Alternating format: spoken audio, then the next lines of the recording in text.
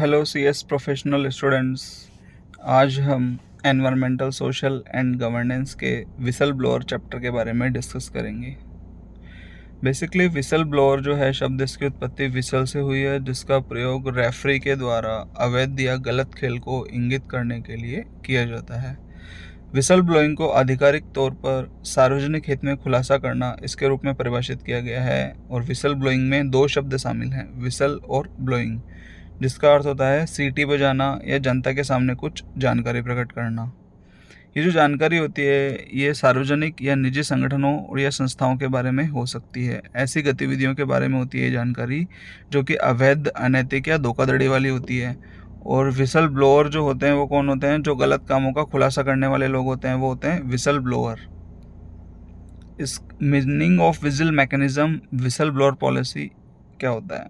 तो एहरन, मैकडोनेल्ड, कैथरीन और सैली ने 2002 में बताया था कि विसल ब्लोइंग की अवधारणा का अनिवार्य रूप से अर्थ है कि जब किसी विशेष संगठन या कंपनी को संगठन कंपनी के भीतर किसी भी तरह के भ्रष्टाचार या किसी भी अवैध गतिविधि के बारे में पहले से चेतावनी दी जाती है।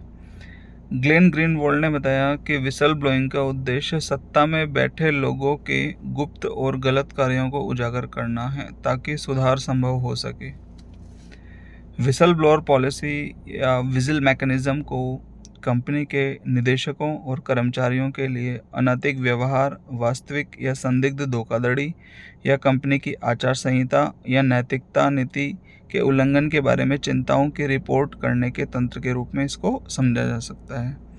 जो विसल ब्लोअर पॉलिसी होती है या विजिल मैकेनिज्म होता है, इसका उद्देश्य होता है भ्रष्टाचार या सत्ता के जानबूझकर दुरुपयोग या विवेक के जानबूझकर दुरुपयोग के किसी भी आरोप के प्रकटीकरण से संबंधित शिकायतों को प्राप्त करने, किसी भी कर्मचारी या लोक सेवक के खिलाफ अनैतिक व्यवहार, वास्तविक या संदिग्ध धोखाधड़ी, अप्रकाशित मूल्य संवेदनशील जानकारी के लीक होने या निदेशक मंडल और कर्मचारियों के लिए व्यवसाय आचरण और नैतिकता संहिता के उल्लंघन के बारे में चिंताओं की रिपोर्ट करने और ऐसे प्रकटीकरण की जांच करने या कराने और ऐसे शिकायत करने वाले व्यक्ति को उत्पीड़न के खिलाफ पर्याप्त सुरक्षा प्रदान करने के लिए प्रकटीकरण या शिकायत सद्भावना और उचित समय में की गई है। आधिकारिक तौर पर विसल ब्लोइंग को सार्वजनिक हित में खुलासा करना के रूप में परिभाषित किया गया है। यह आमतौर पर तब होता है जब कोई कर्मचारी किसी सार्वजनिक संस्था, आमतौर पर पुलिस या नियामक आयोग को रिपोर्ट करता है कि उसका नियोक्ता अवैध व्यवहार में लिप्त है। तो भारत ने जो विसल ब्लोअर प्रोटेक्शन एक्ट है 2014, वो ये लागू किया था, जो केवल लोक सेवकों पर लागू होता है। इसे एक तंत्र स्थापित करने के इरादे से लागू किया गया था कि किसी भी लोक सेवक के खिलाफ भ्रष्टाचार, जानबूझकर दुरुपयोग के किसी भी आरोप के खुलासे से संबंधित शिकायत प्राप्त करना, ऐसे खुलासों की जांच करना और ऐसी शिकायतें करने वाले व्यक्ति को पीड़ित किए जाने के खिलाफ पर्याप्त सुरक्षा प्रदान करना। Need for a whistle blower mechanism, जो विसल ब्लोअर की मैकेनिज्म होती है, नीति होती है, इसकी आवश्यकता आपको क्यों की पड़ती है? सबसे पहला होता है इसमें पारदर्शिता को बढ़ावा देने के लिए हमें विसल ब्लोअर की ज़रूरत पड़ती है, क्योंकि एक प्रभावी विसल ब्लोइंग जो पॉलिसी होगी वो कर्मचारियों के बीच पारदर्शिता को बढ़ावा देती है, ट्रांसपेरेंसी को, कि ट्रांसपेरेंसी रहती है सभी कर्मचारियों के बीच में। दूसरा, विसल ब्लोअर को पीड़ित होने से रोकना, prevent victimisation of whistle blowers. एक मजबूत विसल ब्लोअर जो पॉलिसी होती है वो किसी भी व्यक्ति की रक्षा करता है जो संस्थानों और परियोजनाओं में कथित गलत कामों को उजागर करता है। तीसरा, to promote an open enterprise culture, एक खुली उद्यम संस्कृति को बढ़ावा देने के लिए। तो विसल ब्लोअर की प्रभावी सुरक्षा एक खुली उद्यम संस्कृति का समर्थन करेगी, जहां कर्मचारियों को न केवल रिपोर्टिंग में विश्वास होगा बल्कि रिपोर्टिंग प्रक्रियाओं के बारे में भी पता होगा।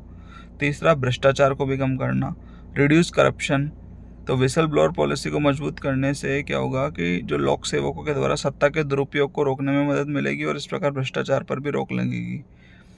कानून और लोकतंत्र के शासन को बनाए रखना, to uphold rule of law and democracy. Whistleblower जो सुरक्षा तंत्र है उसको मजबूत करने से लोकतंत्र के सिद्धांतों को बनाए रखने और शासन में जनता की भागीदारी सुनिश्चित करने में मदद मिलेगी। अगला है बेहतर कार्य वातावरण बनाने के लिए, to create a better work environment. तो विसल ब्लोइंग से गलत कामों की छोटी छोटी घटनाओं को भी सुधारने में मदद मिलती है, जिससे दूसरों में भी समान जिम्मेदारियां पैदा होती हैं और सभी के लिए एक बेहतर वातावरण बनता है। तो बेसिकली हमें विसल ब्लोअर की जो पॉलिसी है, मैकेनिज्म है, इसकी ज़रूरत क्यों क्यों पड़ती है? पहला, पारदर्शिता को बढ़ावा देने के लिए। दूसरा, जो विसल ब्लोअर को पीड़ित है उसको रोकने के लिए। तीसरा, एक खुली उद्यम संस्कृति को बढ़ावा देने के लिए। चौथा, भ्रष्टाचार को कम करने के लिए। पांचवा, कानून और लोकतंत्र के शासन को बनाए रखने के लिए। छठा, बेहतर कार्य वातावरण बनाए रखने के लिए। विसल ब्लोअर्स के टाइप्स क्या क्या होते हैं? कितने तरीके का हो सकता है विसल ब्लोअर? एक होता है इंटरनल, आंतरिक। जब विसल ब्लोअर संगठन में उच्च पद पर बैठे अधिकारियों को गलत कामों की सूचना देता है, इंटरनली जब वो सूचना देता है, तो जैसे आंतरिक विसल ब्लोअर के सामान्य विषय हैं बेवफाई, अनुचित आचरण, अनुशासनहीनता, अवज्ञा इत्यादि। ठीक है।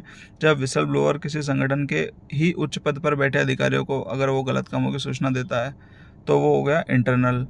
एक होता है एक्सटर्नल, जब उन कामों की सूचना, गलत कामों की सूचना संगठन के बाहर के लोगों को दी जाती है, जैसे मीडिया, जनहित समूह, प्रवर्तन एजेंसियां, तो उसे एक्सटर्नल विसल ब्लोअर कहा जाता है।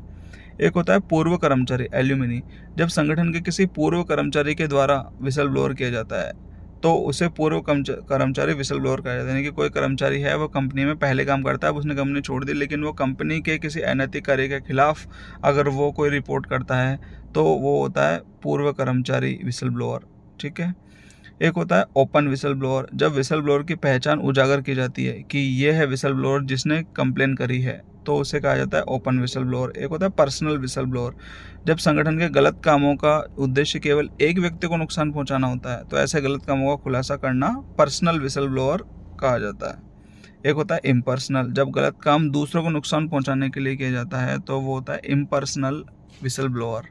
एक होता है गवर्नमेंट विसल ब्लोअर, जब सरकार के अधिकारियों के द्वारा अपनाए गए गलत कामों या अनैतिक प्रथाओं के बारे में खुलासा किया जाता है, तो होता है गवर्नमेंट विसल ब्लोअर। एक होता है कॉर्पोरेट विसल ब्लोअर, जब किसी व्यावसायिक निगम में गलत कामों के बारे में खुलासा किया जाता है, किसी कॉर्पोरेट में किया जाता है ऐसा, तो उसे कॉर्पोरेट विसल ब्लोअर कहा जाता है। तो बेसिकली विसल ब्लोअर्स के टाइप्स क्या क्या हो गए? Internal whistle blower, external whistle blower, alumni whistle blower, open whistle blower, personal whistle blower, impersonal whistle blower, government whistle blower, corporate whistle blowers. अब लेजिस्लेटिव फ्रेमवर्क क्या है इसका इंडिया में विसल ब्लोअर के मैकेनिज्म का? तो कई कानून हैं जो विसल ब्लोइंग की प्रक्रिया को नियंत्रित करने और विसल ब्लोअर को सुरक्षा प्रदान करने के लिए प्रावधान रखते हैं। उनमें कौन कौन से कानून आते हैं? एक आता है विसल ब्लोइंग प्रोटेक्शन एक्ट 2014, एक है companies act 2013, read along with companies meeting board and its powers rule 2014, एक है सेबी एलओडीआर रेगुलेशन 2015। तो सबसे पहले हम विसल ब्लोइंग का जो प्रोटेक्शन एक्ट है 2014 उसके बारे में डिस्कस करते हैं। तो मई 2014 में ये विसल ब्लोअर का जो प्रोटेक्शन एक्ट है, ये गैर कॉरपोरेट मामलों में विसल ब्लोअर के प्रोटेक्शन के लिए दिशा निर्देश स्थापित किए थे। ठीक है।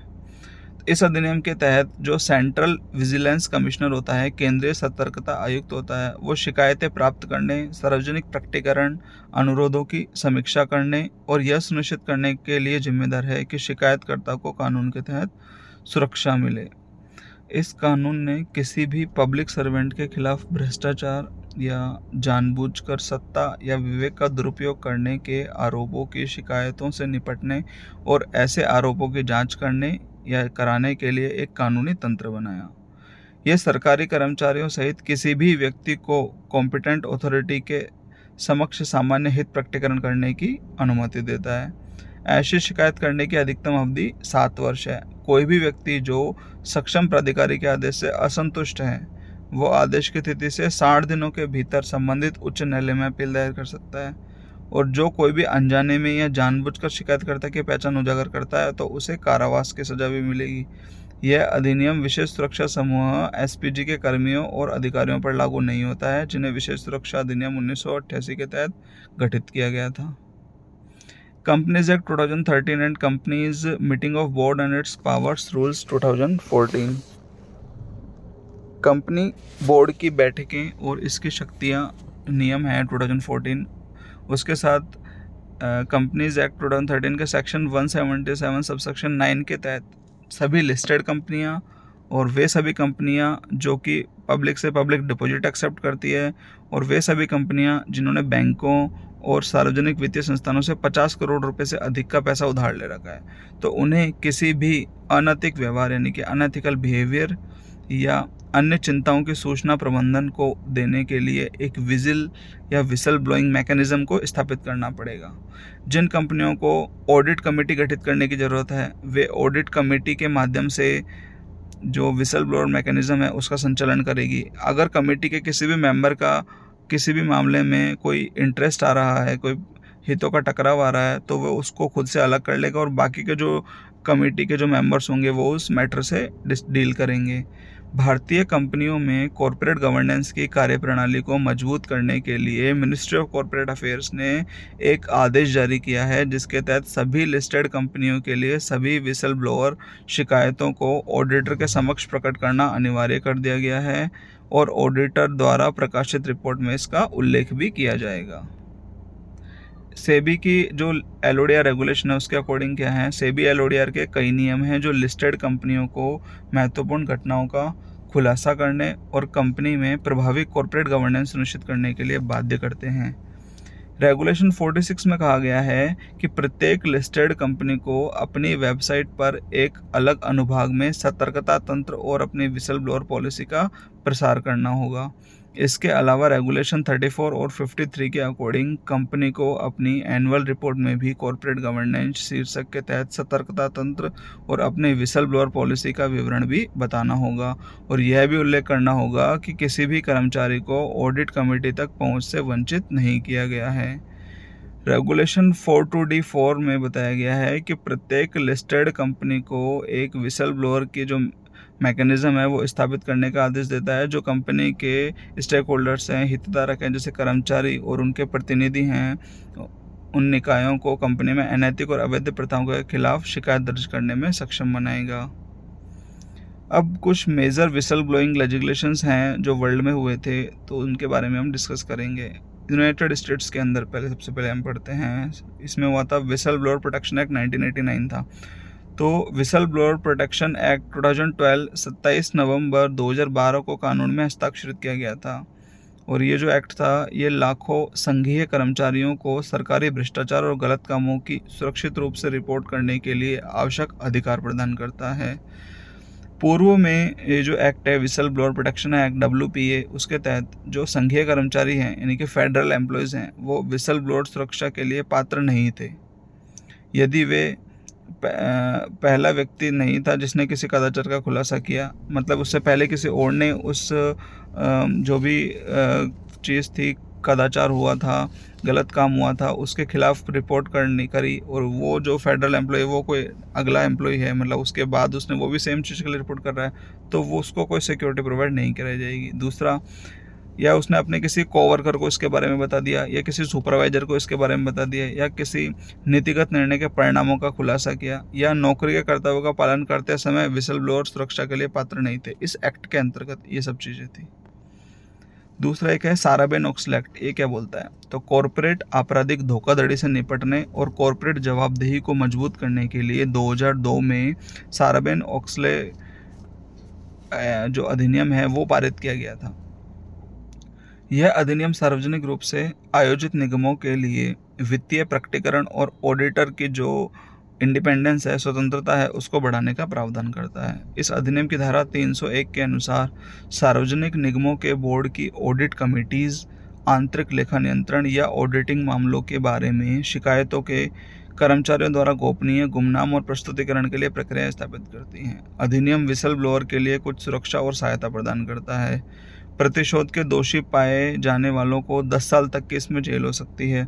हालांकि साराबेन-ओक्सले एक्ट का प्रभाव है मुख्य रूप से वित्तीय मामलों तक ही सीमित है। एक है द फॉल्स क्लेम्स एक्ट। सरकार के खिलाफ धोखाधड़ी को रोकने के लिए बनाया गया यह अधिनियम अब्राहम लिंकन के प्रशासन के तहत अमेरिकी गृह युद्ध के दौरान पारित किया गया था। देश में सबसे सफल विसल ब्लोइंग कानून के रूप में माना जाने वाला ये फॉल्स क्लेम एक्ट था। ये विसल ब्लोअर को सरकार की कुल वसूली का 15 से 30% प्रदान करके काम करता है। यह प्रतिशत इस बात पर निर्भर करता है कि विसल ब्लोअर ने किस हद तक कार्रवाई की जिससे हमको वसूली हो सकी। अब द यूनाइटेड किंगडम में क्या एक्ट था, एक the public interest disclosure act था 1998 का। तो पब्लिक इंटरेस्ट डिस्क्लोजर एक्ट, सार्वजनिक हित प्रकटीकरण अधिनियम, ये 2 जुलाई 1999 को इंग्लैंड, वेल्स और स्कॉटलैंड में रोजगार अधिकार अधिनियम 1996 में संशोधन के रूप में प्रभावी हुआ। ये जो एक्ट है ये निजी और सार्वजनिक दोनों कर्मचारियों, पुलिस अधिकारी को छोड़कर, को कवर करता है और यह प्रावधान करता है कि किसी कर्मचारी को इस आधार पर किसी भी कार्य या किसी भी जानबूझकर कार्य करने में विफलता के कारण किसी भी तरह की हानि का सामना न करने का अधिकार है कि कर्मचारी ने एक संरक्षित प्रकटीकरण किया है। ये जो एक्ट है इसके तहत विसल ब्लोअर्स को अधिनियम के संरक्षण को बनाए रखने के लिए खुलासे के लिए निर्धारित चैनलों का उपयोग करना चाहिए।